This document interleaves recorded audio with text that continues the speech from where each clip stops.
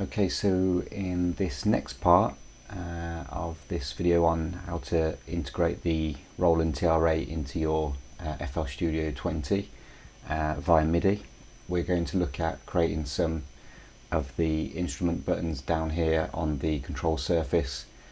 So in the first video we covered how to connect the TR8 up via Midi and create a control surface using the Midi control change implementation chart. So what we're going to do in this video is add buttons in at the bottom of the control surface so we can trigger off the instruments on the drum machine. So what we're going to do is on our control surface, just go into the spanner mode, and we're just going to move this out of the way for a second, and then we're going to add a button.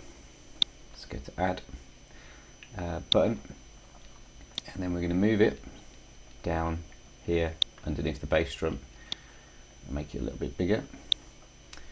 And then with this, let's just go over to our MIDI out. The way you would get to that is go to your channel rack, go to your MIDI out channel, and it brings up your dialogue. So from the previous video we've programmed all these control changes in. So we're now going to assign a knob to trigger off a note. So right hand click on the next available knob and go to configure. So first of all we're going to change this from a controller, from a control change to a note. So this note we are going to call BD note, bass drum note, and BD note. Whoops. Okie dokie. And then if we look at the MIDI implementation chart for the Roland TR8, we can see that the bass drum is on note 35 and 36. So if we head over to the MIDI note chart for general MIDI, we can see that note 35 is B1. So if we just head back to FL Studio, so we want this to be 35 to 35 on channel 7, which is the TR8's MIDI channel. Yours might be on a different channel, accept that. And then when we switch this over, that's a bit loud. When we switch this over, it should trigger off that note. What it's done is it's put the off value at 34, but don't worry about that. It's the on value of 35 that we need. This is exactly the same as going into your MIDI out channel, and then, oops, bear with me, put it to C4. So B1 is there. So if we set this to C4 where it should be, B1 is in actual fact there. So to link,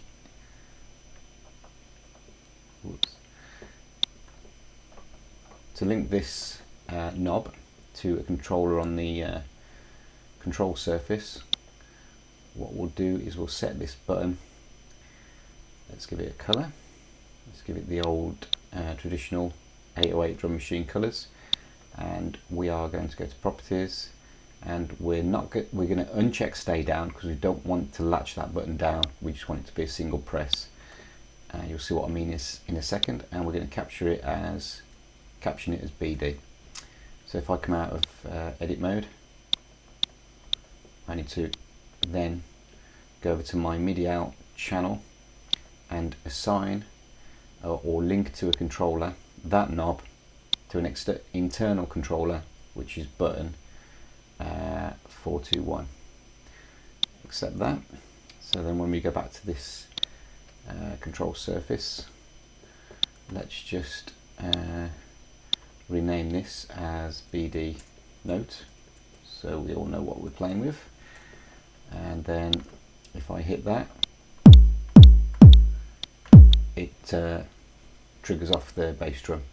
If I were to obviously keep this as a stay down, whoops, take it out of edit mode, that's on, I'd have to click off and then I'd have to click back on again. So we don't want that, we just want it edit mode. We want it to not stay down. So, oops, take it out of edit mode. So that's basically one note done.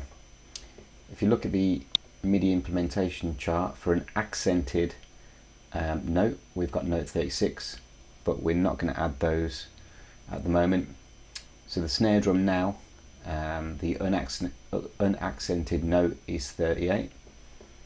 So if we add another button,